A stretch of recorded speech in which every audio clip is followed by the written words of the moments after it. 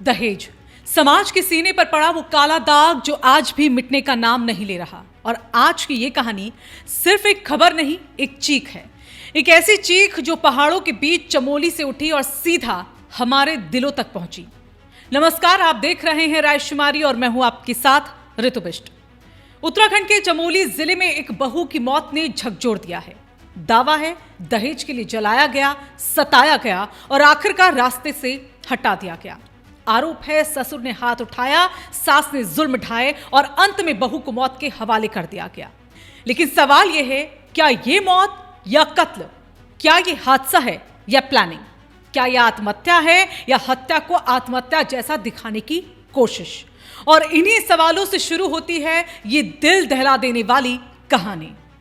23 सितंबर 2025 Nandanagar block के कनौल गांव की रहने वाली सुपुली देवी थराली थाने पहुंचती हैं। हाथ में एक तहरीर होती है, आंखों में डर होता है और दिल में राख हो चुके अरमान।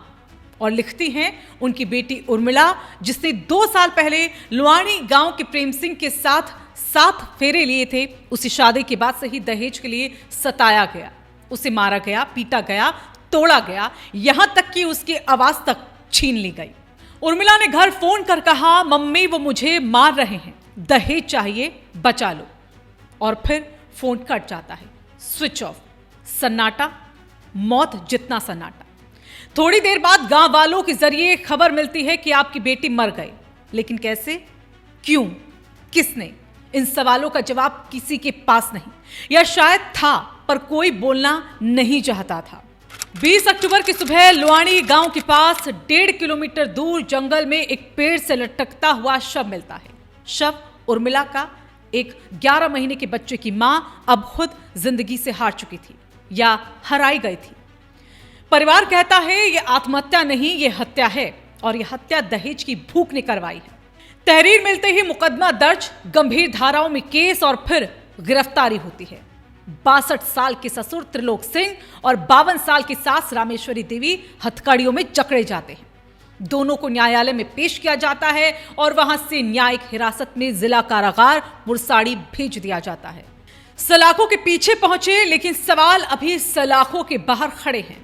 सवाल एक मां का, क्या मेरी बेटी की मौत सिर्फ इसलिए हो गई क्योंकि मैं दहेज नहीं दे सकी?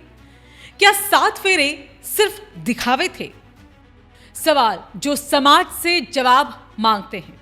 दहेज की भूख में बहू की जान लेने वालों को आखिर कब सजा का डर लगेगा? क्या उर्मिला जैसी बेटियां सिर्फ इसलिए मरती रहेंगी क्योंकि उनकी मां के पास पैसे नहीं? क्या उर्मिला की मौत का 11 महीने का बच्चा उम्र भर सवाल लेकर बड़ा होगा? क्या दहेज कानून सिर्फ बैनर और भाषण तक सीमित रह गया है? अगर आपको लगता है कि ये खबर सिर्फ एक घर की नहीं, पूरे समाज की है, अगर आपको लगता है कि ये कहानी रुकनी चाहिए, अगर आपको लगता है कि ऐसी सोच को जवाब चाहिए, तो सिर्फ स्क्रॉल करके आगे मत बढ़िए, अपनी आवाज उठाइए, लाइक करिए ताकि मुद्दा दबे नहीं, कमेंट करिए क्या आप दहेज के खिलाफ हैं, हां या नहीं, शेयर करिए ताकि ये सवाल हर घर तक पहुंचे, सब्सक्राइब करिए क्योंकि सच्चाई की लड़ाई अभी खत्म नहीं हुई है। ये सिर्फ खबर नहीं, ये मिशन है। उर्मिला आज चली गई, लेकिन अगर हम चुप रहे तो कल किसी और उर्मिला की बारी होगी। क्या हम चुप रहेंगे या जवाब देंगे?